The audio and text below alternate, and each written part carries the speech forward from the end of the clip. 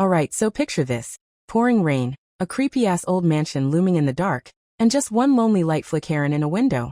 Inside, some girl is creeping down a long-ass hallway, and the only thing breaking the dead silence is the click-clack of her heels.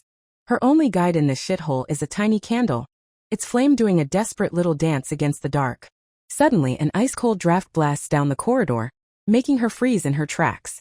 And in that same instant, the candle flame snuffs out, plunging everything into absolute, can't-see-shit darkness. Her eyes blew wide open in pure animal terror, as something came down with a deafening crash right in front of her.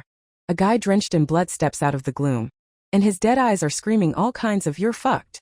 Our hero lets out a blood-curdling shriek, practically launching herself away from her monitor in a panic. Turns out the big jump scare was her own damn gaming chair creaking. She mutters, "Fuck, that asshole actually got me." Shaking like a leaf, she decides that maybe getting hammered and playing a horror game with hyper-realistic murder animations wasn't her brightest idea. The game is called the Palatinate County Ripper, and it kicks off with a cheerful little heads up that, oh yeah, there's a killer on the loose nearby. This horror flick from ACOMMS Studios was a massive flop because of its inhuman difficulty, even though everyone agreed the graphics were sick. Our girl is thinking the intro is way too fucking brutal and she totally fell for the hype. She should probably just refund the damn thing. But you know how it is. She lets out a heavy sigh and decides she'll play just a little bit longer, then she'll be done for real. And so, the cursor hovers over the new game button, firing up this gothic circus with a ridiculously dramatic title. The game immediately hits her with some flowery bullshit, calling her a lost pilgrim, and asking if she's wandered into the world beneath the chasm. It gets worse. Then it starts rambling about an abyss, a river of blood under a blue moon, and the joyful screams of the children of the void. All of a sudden, a massive super dramatic title card slams onto the screen reading, "Oh Satan." Then the game starts quizzing her about some angel that demons worship, and a demon who ripped off his own damn wings. This whole prologue ends with a bloodbath and the game straight up calling her out. "Why the hell did you point your blade at him?" We're introduced to Lilith, Queen of the Dream Eaters, who looks like a walking skeleton in a very chic dress. Turns out the evil blade of Satan himself, who is our player character, is the very thing that just skewered the queen's heart. After that, it literally starts raining blood, and the dying queen uses her last breath to hiss out an eternal curse. The gist of the curse was simple. You, the almighty Satan, are now trapped in a pathetic, weak-ass human body. And the list goes on. Your body will be ripped apart by disease, a noose will tighten on your neck, and you'll live for a moment only to die for an eternity. And the cherry on top for motivation, you won't be able to exist not even as a fucking bug unless you're constantly snuffing out human lives.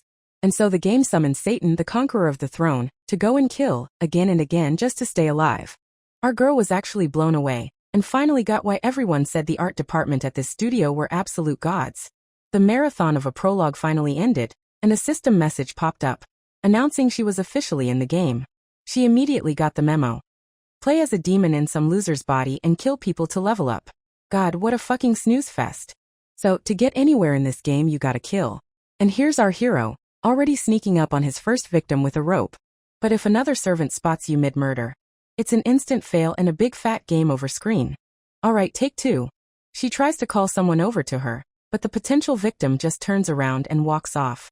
And if you don't stop your target from escaping, that is also, weirdly enough, a failure and another game over screen. At this point, her entire gaming experience is just building a collection of these goddamn failure screens. The girl is completely demoralized and finally understands why they call the game a failure. It's not just scary, it's fucking impossible. She's staring at another grotesque scene with bloody candles, and has absolutely no idea how anyone is supposed to get past this. She just stared blankly at the monitor, clearly contemplating the absolute futility of her attempts. But then her eyes catch the character art, and she has the sudden thought that the main character is actually really hot. She yawns, sees it's 2:30 in the morning on the clock, and decides she's only feeling drowsy because it's so damn late. Suddenly her body felt like dead weight, and she thought that maybe she'd had too much to drink and was now floating in water. She struggled to open her eyes, but her ears were filled with nothing but the monotonous sound of dripping. Everything around her was just blue water, and this weird heavy feeling was growing with every passing second. She was sinking deeper, and her last coherent thought was that she was pretty sure she was drowning. And in the next moment, her mind was pierced by bright morning light and the loud-ass chirping of birds. She shot up in an unfamiliar bed, coughing and cursing herself. Fuck, I should not have gotten that wasted. In a panic, she scanned the strange room, trying to figure out where the hell she was and where her phone had gone. Only one thought was pounding in her head. What did she do last night? She definitely remembered buying booze and going home. And then it hit her. She just sat down to play, and then there was a sharp bang, and then nothing. Some maid burst into the room and started screaming at her, calling her Hilda and demanding she bring medicine to Master Adrian. And right on cue, like an actual game, a character card pops up. This is Letitia, the loyal housekeeper of the House of Palatinate. Our hero is in complete shock, totally confused why she's being called Hilda, and who the hell they're even talking to. But Letitia keeps hammering on, telling her to stop playing dumb and get her ass out of bed now. The housekeeper turns away in disgust, muttering under her breath about hiring lazy idiots and how you can't rely on anyone. And here she is, a pathetic sight. A level 1 Hilda sitting lost and confused on the bed. She tries to calm herself down, writing it all off as a crazy hallucination from drinking way too much the night before. But in the next second, her eyes filled with genuine terror as the absolute insanity of the situation finally hit her. A glitchy system message flickered into view right in front of her. You have entered the game. Well shit. Here we are. There's a knock on the door, and a sweet-looking girl peeks in, quietly asking if Hilda overslept again. And instantly, an info card pops up for her. This is Emily, Hilda's friend, the local beauty and a crafting prodigy. And that's when it struck her like a lightning bolt. She remembered the genre of the game she was trapped in. It was a fucking horror.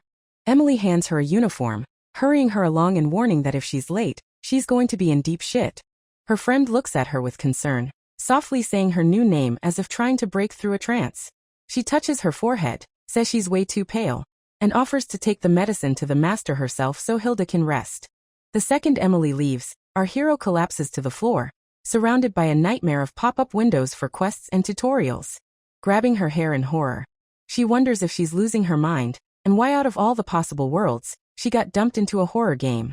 She closes her eyes in despair, thinking that if she really had to get sucked into a game, then why the fuck couldn't it be a dating sim with a horde of hot guys? A girl can dream, can't she? Resigned to her miserable fate, she picks up the uniform, and the system immediately dings with an item acquired notification. Right now she could have been choosing a warrior or a mage class, but instead she gets this bullshit. The system promptly assigned her an official status, B-class side character, maid, medicine delivery girl. And just like that, completely against her will, she was officially a maid in this pixelated slaughterhouse. She's still trapped in the Palatinate County Ripper, a game she considers the biggest failure of her life. No matter how many times she mentally tried to smash the log out button, this goddamn game just wouldn't let her go. Although, checking herself out in a mirror, she realized there were levels and skills just like in some MMORPG. For 3 days, her life had been boiled down to doing daily quests like pull the weeds or peel the onions. She hadn't done much of anything except haul medicine to the disease-weakened Ripper, and the mere thought of him made her tremble. Still, looking up at the sky, she had to admit that the backgrounds from the art department were insanely beautiful. Steeling her nerves, she set herself the hardest task of the day, to actually try and figure out the main quest. But the game immediately offered her a quest. Let's go pull some weeds, subtly hinting at her real future in this world. And so Hilda and Emily set off on their first quest together, to pull weeds like a couple of real heroes. The game cheers her on with a work hard Hilda. And like a good little girl, she gets right to it. With incredible focus, she rips out one weed after another, getting a single, pathetic experience point for each one. And then suddenly something happens. She starts to glow, having obviously achieved some kind of enlightenment in this backbreaking work. She gets her first achievement in this world, the proud title of Master Weed Puller. At least it's something. That's when she realized that in any world, there's nothing more important than money, and she vowed to show them all her hardcore farming skills. After that, it was like a switch flipped. She started mowing down every plant in sight with insane speed. And in her work-fueled frenzy, she ripped out some beautiful flower, sending the head maid into a state of indescribable horror. Letitia started whacking her, screaming that she asked her to pull weeds, not destroy the Count's favorite goddamn flowers. Turns out the casualties weren't just those flowers. The entire flower bed now looked like a graveyard. Letitia gave her a public chewing out, screaming about why she was so damn scatterbrained and promising to deduct the damages from her salary. Hilda thought grimly that even though this was a game, the housekeeper's words still hurt like a critical hit. The other maids immediately started whispering behind her back, wondering why the new girl was constantly pulling some stupid shit. Letitia instantly barked at them to stop staring and get back to work until every single weed was gone. But the gossipers wouldn't quit, saying how hard it must be for poor Emily, who was always stuck fixing Hilda's mistakes. This royally pissed Hilda off, because she was trying her absolute best while these hypocrites were constantly slacking off in secret. In that moment her vision changed, and she saw them all as nothing but bits of data, just ones and zeros. But then she looked at a bummed-out Emily and thought that her friend, at least, wasn't to blame for any of this. She walked over to Emily to apologize and ask if she was okay, since her friend got chewed out too because of her. But Emily just gave her a sweet smile, said it was no big deal, and suggested they just try to finish up as fast as possible. She looked back at her friend with the most genuine and sweet smile she could possibly manage. Finally done with their work in the garden, they went to report their success to the head housekeeper, Letitia. Evening slowly settled over the huge and rather gloomy estate of Count Palatinate. Back in her room, she started analyzing the situation and realized that the amount of EXP earned was directly tied to the difficulty of the task. Suddenly, a pleasant system chime went off, announcing the arrival of her first salary, 30 gold pieces.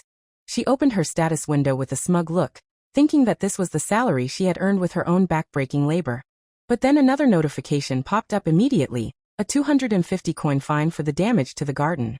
Her face twisted in shock when she saw her remaining balance and could only whisper, "What the hell is going on?" She was absolutely seething with rage. She'd worked her ass off all day, and for one mistake, they'd fleeced her for almost every cent. And that was the last straw. She slammed her fist on the interface with all her might, screaming, "Is this fucking system messing with me?" She silently hissed that this damn game must think it's Blizzard or Nintendo if it can get away with treating people like this. Still hammering the interface with her fist, she furiously demanded that this stupid game send her back. And then, to her utter shock, the system actually showed her a menu with the glorious exit button. Well, guess that's the end of the story. Her jaw practically hit the floor at this turn of events. She had absolutely no expectation that her blind rage would actually work. Realizing the game was about to restart, she began to panic and begged the system for mercy, admitting all the crap she just said was total bullshit. She fell to her knees, continuing to pray to the greatest system of this divine game, just hoping it would forgive her. But the system replied without a shred of emotion that she was the one who pressed the button, leaving her looking like a complete idiot. Fortunately, the world around her simply reloaded, and her gold was reset to its original amount, canceling that robbery of a fine. She straightened her uniform, but one thought just wouldn't leave her alone, nagging at the back of her mind. Her thoughts on why all of this was happening specifically to her were cut short by Emily's voice calling for her to follow. Snapping out of her thoughts, she jumped and quickly yelled back to her friend that she was on her way. She couldn't shake the feeling that this was some kind of sick, cosmic joke, becoming a maid forced to deliver medicine to the main villain every single day. But then Letitia swooped in and slapped her across the head, berating her for being late again when there's a murderer on the loose. Behind her, the maids immediately started whispering that the young master had personally assigned her the job, and that he was rumored to be so weak he could barely walk. Another maid impatiently shouted for her to get a move on, so Hilda grabbed the tray and sullenly trudged off to do her job. The lonely creak of her footsteps was the only sound as she began her most terrifying journey in this cursed world. With the tray shaking in her hands, she thought about her usual routine. Leave the medicine at the door and make a run for it.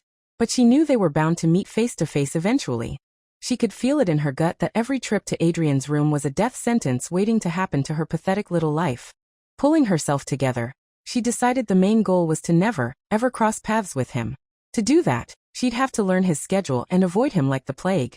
Gritting her teeth in fear, she left the tray on a table in the hall and slowly, on her tiptoes, crept toward his door. She kept trying to calm herself down, telling herself over and over that this is just a game, and there's nothing to be afraid of. Reaching his door, she politely asked if the young master was feeling worse again. After getting no reply, she figured she'd just leave the food and medicine there again today. But just as she turned to leave, a bone-chilling creak came from the door right behind her. From the darkness of the room, a quiet whisper spoke her name, and Hilda's blood ran cold in her veins. Adrian appeared right in front of her, his eyes glowing an eerie blue, and calmly asked if she was the one who called him. The shock sent her crashing to the floor, smashing the tray, and she started stammering apologies, blaming it on being startled. With her face twisted in terror, she promised she would clean everything up immediately. But then it hit her. This wasn't a scripted event. The real Adrian the Ripper himself was standing right in front of her. And in the next instant he was just gone. The hallway was empty again, as if he'd never been there at all. She froze on the spot, realizing she was now completely alone in this massive, dark corridor. An icy thought stabbed through her. She could die right here, right now. For real, not just a game over screen. There was nobody else here but the two of them, which meant that if he wanted to kill her, there was nothing to stop him. With her heart pounding like a drum, she clutched the broken shards of the tray, her mind racing for a way to save her own skin. Only one plan flashed in her mind. Maybe just turn around and sprint out of there as fast as she could. But she was instantly paralyzed by the memory of how Adrian killed his victims in the game, and what would happen if he caught her. She knew it would all be over in a split second, so even if she started running right now, it would be pointless. But instead of a fatal blow, Adrian suddenly knelt down beside her and gently touched her shoulder. He asked her again if she was really okay, and his touch made her flinch. And then Adrian asked with genuine concern if she really got that scared just because he came out so suddenly. He said he was very sorry with a soft smile, which made Hilda's eyes practically bulge out of her head with confusion and terror. She scrambled to her feet, brushing herself off, and assured Milord that she was perfectly fine. Trying to end the conversation as fast as possible, she said that she was the one who should be sorry and promised to run and get new medicine. But Adrian stopped her, gently noting that she had been acting very strange lately. He told her that for several days in a row, she would just walk up to his door and then immediately turn and leave. He even shyly suggested that maybe he had done something wrong to make her avoid him.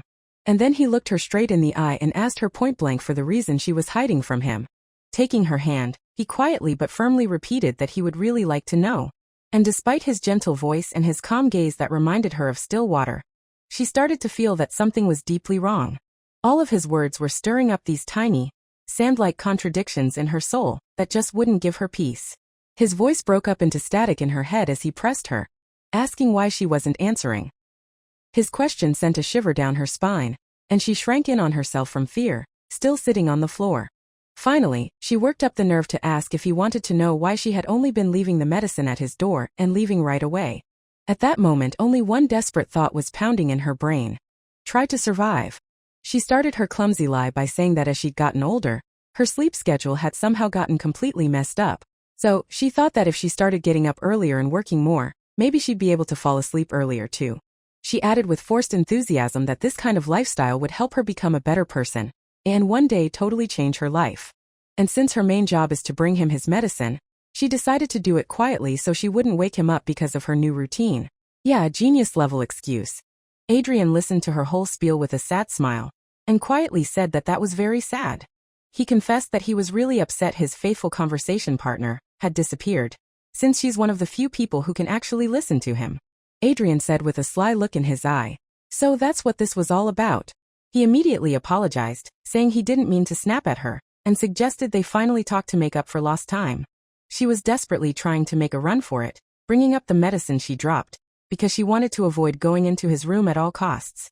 But Adrian just pulled a pill out of nowhere and swallowed it dry, elegantly solving the problem. What a smooth bastard. With a disarming smile, he asked if the problem was solved now, leaving her absolutely no chance to escape. He added that now that he knew she was avoiding him out of concern for his well-being, he felt much more at ease. After that, he directly invited Hilda to come inside so they could talk, just like they used to. Seeing her frozen in place, he hurried her along, telling her not to just stand in the doorway like a statue. Once inside his room, she anxiously noted how strangely gloomy it was, and that Adrian was completely silent, even though he's the one who invited her in to talk. And in that same second, a horrific bloody image flashed in her mind, making her eyes go wide with pure terror. It was a gruesome memory from the game, in which Adrian was mercilessly slaughtering his next victim. Snapping out of the nightmare, she asked with a trembling voice if Milord had any business to attend to for the day.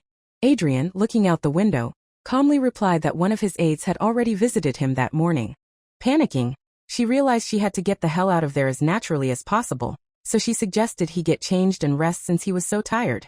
She started spouting some bullshit about how Lady Letitia was worried about him, and that he shouldn't overexert himself and make his illness worse.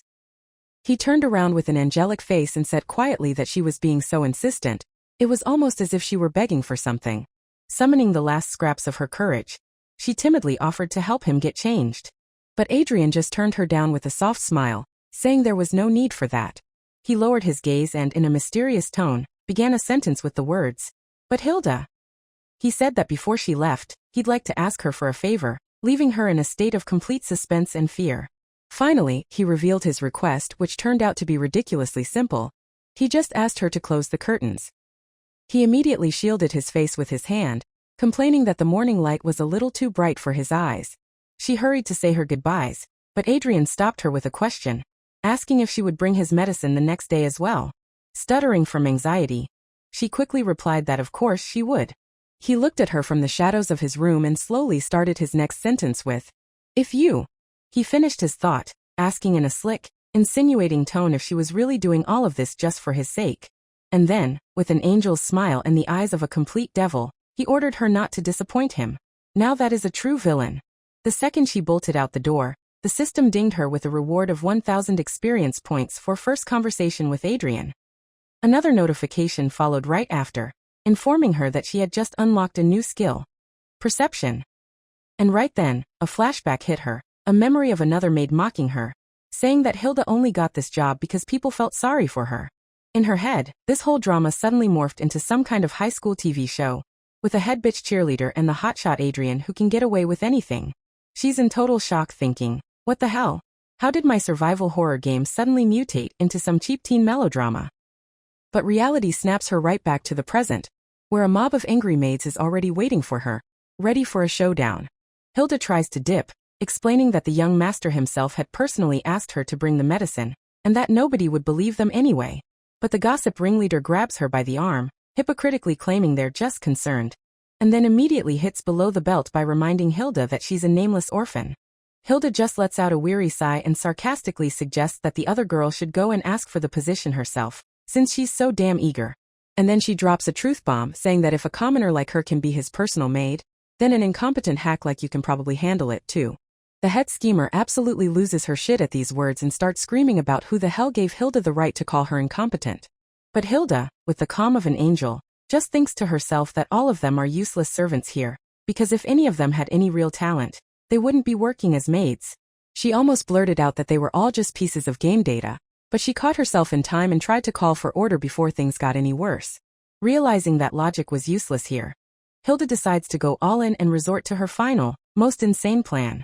And just as the head bully tries to say something, Hilda cuts her off with a loud stop, completely seizing the initiative. She dramatically presses her fingers to her temples, announcing that a revelation from the temple is coming to her. A total drama queen performance.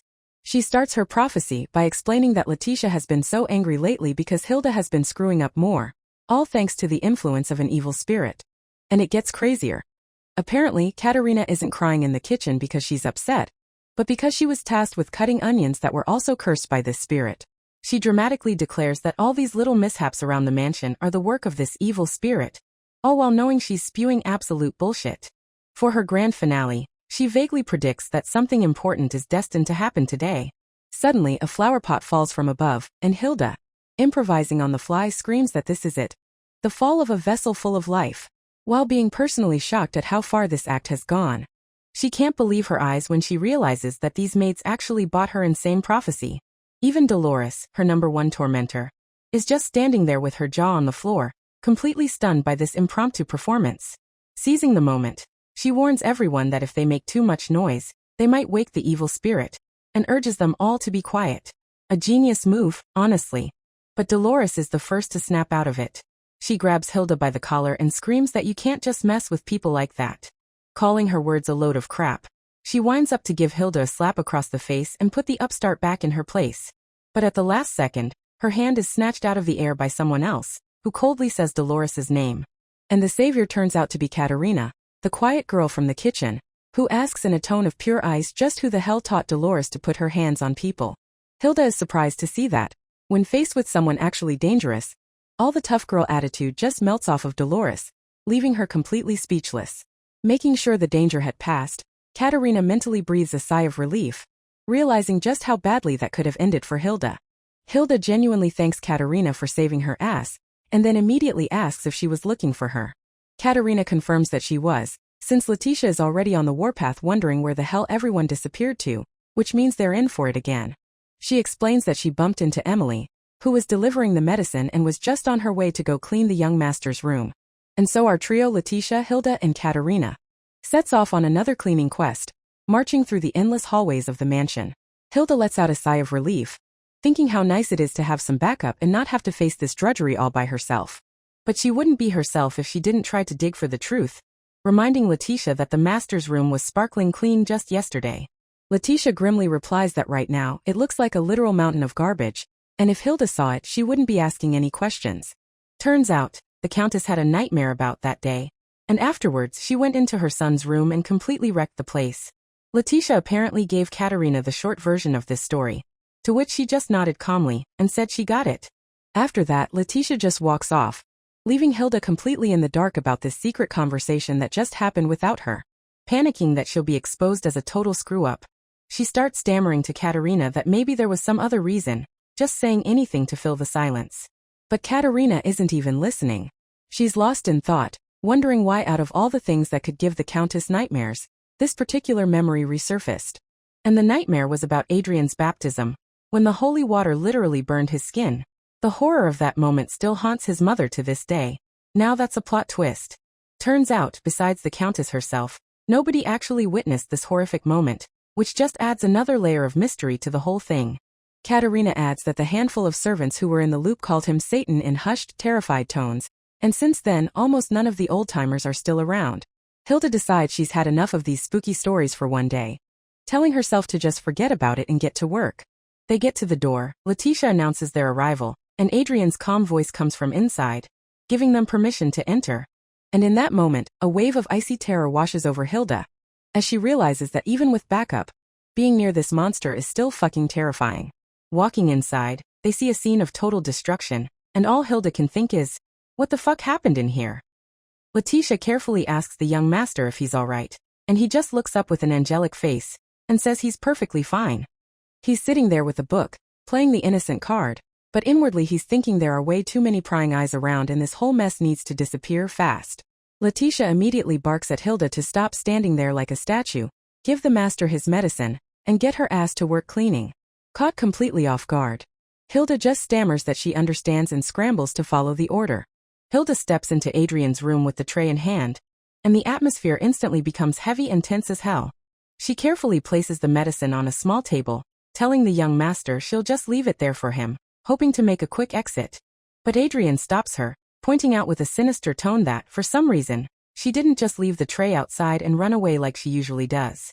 A chill runs down Hilda's spine as she realizes he's been perfectly aware of her cowardly little maneuvers this whole time.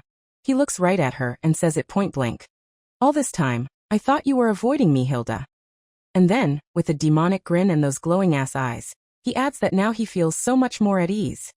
Yeah, real comforting. In pure animal terror, she starts stammering. Of course not. How could you possibly think that? Plastering on the fakest smile in human history, she mumbles that a simple maid like her would never do such a thing, because he's just so wonderful. Done playing with his food, Adrian finally, coldly, gives her permission to leave, letting his prey go for now. And just like that, she's back outside, where the bright, sunny day is a jarring contrast to the tomb-like darkness that was suffocating his room. After that encounter with Adrian, she just collapses on the floor in some hallway, completely crushed and seriously wondering how long she can actually last in this hellhole. She realizes the only reason she survived today was because she wasn't alone, and decides she needs to urgently figure out who Adrian is likely to kill first. Her first thought is that he'll target anyone who could easily expose his whole satanic deal, just like Katerina's story hinted at. And then the horrifying truth slams into her. His main targets are the people who know what the fuck really happened at his baptism. Right at that moment, Katerina finds her and asks why she's spacing out so hard after dropping off the medicine. Hilda breaks out in a cold sweat and in a total panic, asks Katerina where Letitia is right now. Katerina, completely confused by the panic, starts to calmly answer that, obviously, she's still in the young master's room. The absolute worst fucking answer imaginable. A silent scream echoes in Hilda's head. She's convinced that this is it, Letitia is dead. But Letitia is totally fine, and just asks with an annoyed tone why Hilda is just standing there in the doorway like an idiot. Walking into the room, she sees Letitia and Adrian standing together, and it looks like they're having a perfectly pleasant conversation. Adrian spots her immediately and remarks with a blinding smile that Hilda looks very busy. Letitia asks with concern if he needs anything, but he just modestly replies that he was just offering to help. She's touched by his thoughtfulness, and politely asks how the young master is feeling. Adrian takes her hand, says he's much better, and then immediately suggests pawning off some of her work onto Hilda. And then he whips around to face Hilda and asks, "What's wrong with you?" Making her freeze on the spot in pure, primal fear. Only one thought is pounding in her brain. She is so dead if he guesses that she knows who he really is. To make a break for it, she makes up a lie on the spot, telling Letitia she's urgently needed in the kitchen for something important. Letitia, complaining about the constant chaos down in the kitchen, decides to head out, leaving Hilda all alone with the monster. But as she's leaving, she asks Hilda to bring him a blanket, completely wrecking her escape plan and leaving her trapped. What a fucking setup. With a strained smile, she agrees to get the blanket, figuring that as long as Letitia is close by, he probably won't try anything. Now that she's trapped, she decides it's the perfect time to finally test out her new skill. Sense. She mentally activates the ability, and a system notification for skill used immediately pops up in front of her. Right in front of her, a weird red heart-shaped object materializes out of thin air and begins to pulse ominously. She stares at this thing in total shock and realizes that this is her new skill, made manifest. A cold sweat runs down her back as it hits her. Adrian might be calm right now, but that's not going to last, and she has absolutely no defensive skills to speak of. So she decides not to beat around the bush and figures she should probably find out how this damn thing actually works. She walks deeper into the room, where Adrian is busy rummaging through some books, and gets ready for her first field test. All of a sudden, her little artifact starts beeping and flashing like crazy, like a car alarm sensing danger. She looks at Adrian in horror and puts two and two together. This skill is basically her own personal psychodetector, and it's going off because of him. Left alone, Hilda grabs the blanket and thinks with a wave of relief that now, with a useful skill like this, she can finally relax a little. But Adrian immediately catches her spacing out, and asks if she saw something interesting over there, since she's so captivated. He points out, with obvious annoyance in his voice, that she's constantly getting distracted by something else. And then, with a voice dripping with icy resentment, he adds that she doesn't even spare him a glance. Yeah, someone's ego is clearly taking a hit. In a panic, she starts spewing some bullshit about how the blanket was just so unbelievably soft, that's why she was staring at it. Luckily, a shout from Letitia downstairs saves her. Hilda grabs the opportunity and immediately bolts, rushing downstairs. In the hallway, she runs into Dolores, who's completely shocked that Hilda would just dare to blow off the young master like that. Meanwhile, Adrian, now alone, is grimly wondering why his usual charms don't seem to be working on her. Later, back in her room, she recaps the day. She got paid, and she saved Letitia from a potentially grisly fate. And then she's hit with an existential crisis. Why is she trying so hard to save a bunch of pixelated NPCs who would just respawn after a reboot anyway? But then she remembers that it's easy for them. For them, it's just another restart. Another press of the new game button. Deciding to screw philosophy, she focuses on the only thing that matters, gold. That could give her an advantage later on. She starts daydreaming about piling up a massive fortune, buying out the entire in-game store, and maybe even a ticket out of the shithole. And if she has any cash left over, she'll definitely buy Emily some kind of legendary item as a going-away present. But her daydreaming is interrupted by a system message telling her that her pillow's durability is dropping, immediately followed by an offer for a paid repair. She looks at the pillow completely baffled. It looks perfectly fine. What the fuck is this repair bullshit about? And at the exact moment she decides the system is trying to scam her, the pillow explodes right in her hands. Well, the plan worked perfectly. The system then cheerfully informs her that the pillow has reached zero durability, and has therefore been permanently destroyed. And for the cherry on top, a 50 gold fine is slapped on her because there wasn't enough money in her account. Completely defeated, she tries to comfort herself, muttering that, well, you can sleep without a pillow. She decides to just lie down and go to sleep, naively hoping that tomorrow will bring a fresh, wonderful new start. But as soon as she tries to lie down, her head smacks into some kind of invisible force barrier with a dull thud. And a system message immediately pops up with a taunting verdict. You cannot sleep without a pillow. She's absolutely exploding with rage. First, these bastards stole the gold she earned in glorious combat with weeds, and now they won't even let her live. In a rage, she screams that the least these assholes could do is let her get some goddamn sleep. But the game decides to kick her while she's down, issuing a warning. If you don't get enough sleep, you can't work, which means no fucking paycheck for you. At that moment, she's just consumed by a wave of pure, concentrated hatred for this entire pixelated world. She defiantly launches herself at the bed, screaming at them not to underestimate her ability to sleep without a damn pillow. But the system just repeats its cannot, and the force barrier violently throws her back from the bed. Great customer service. In desperation, she claws at the barrier, trying to convince the system. No, I can do it. I can totally sleep without a pillow.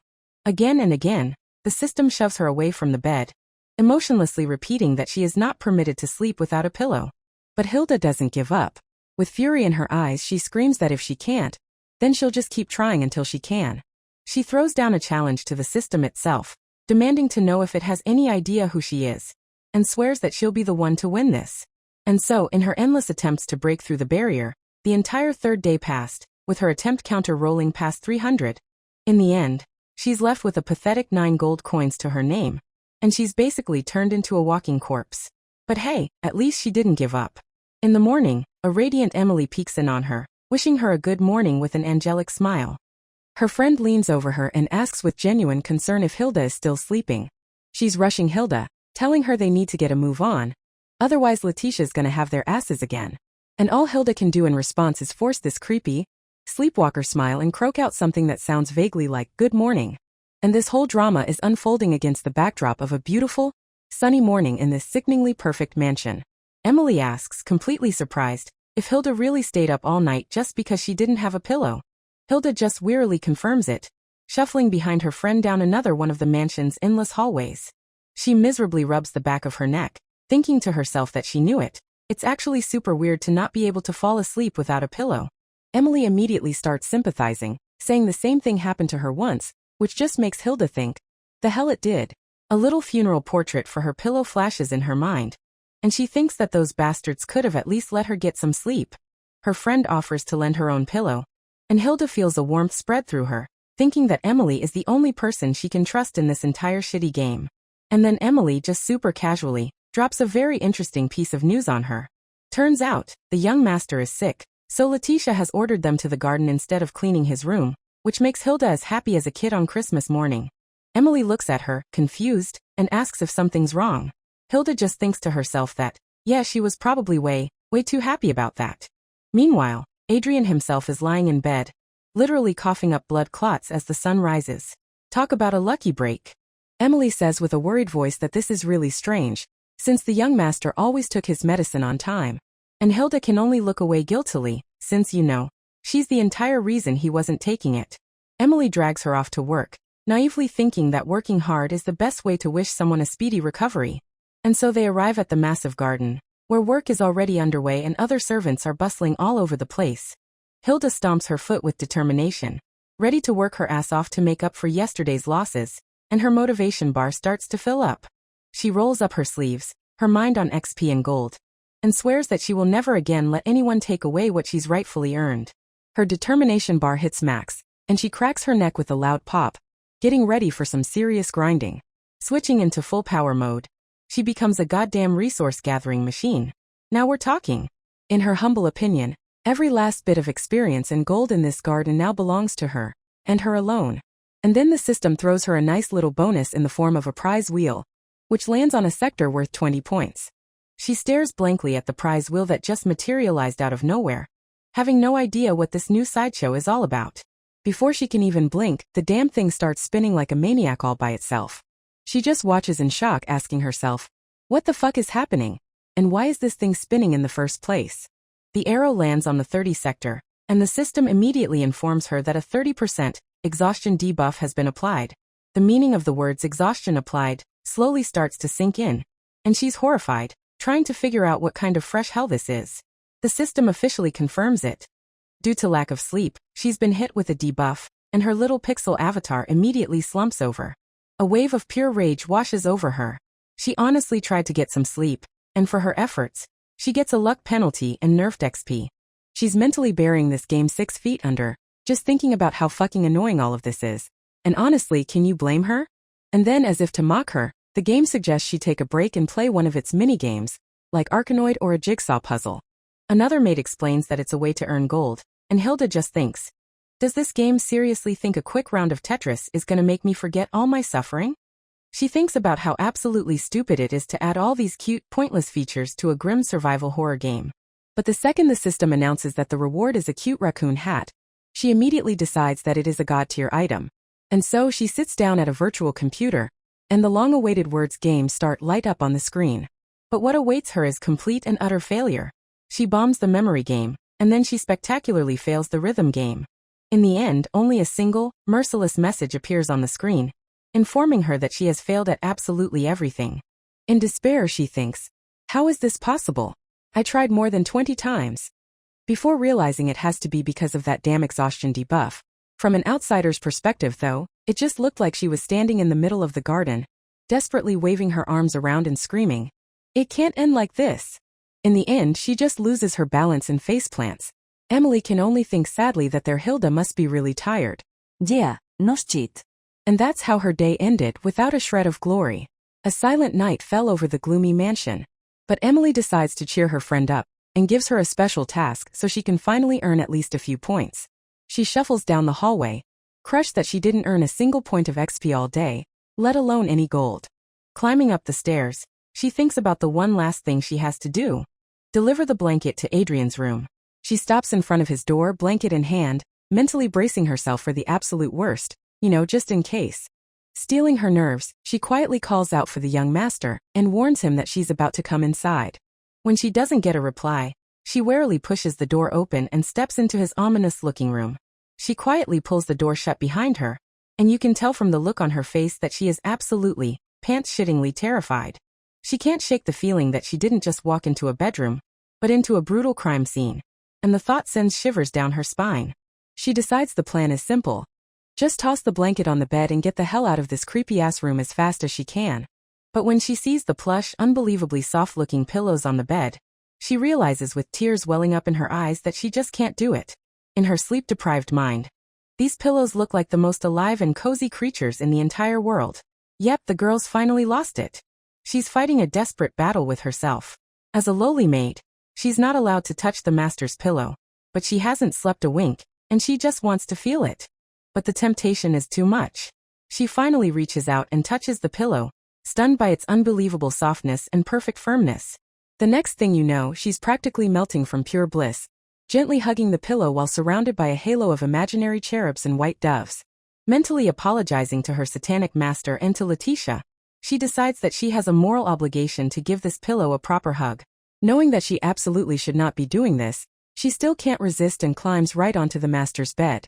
Sinking into the pillows, she sends out rays of totally fake love to her angelic master for granting her this moment of pure joy. With tears of sheer delight streaming down her face, she thinks to herself, This is actually incredible. And in that exact moment, she's out cold.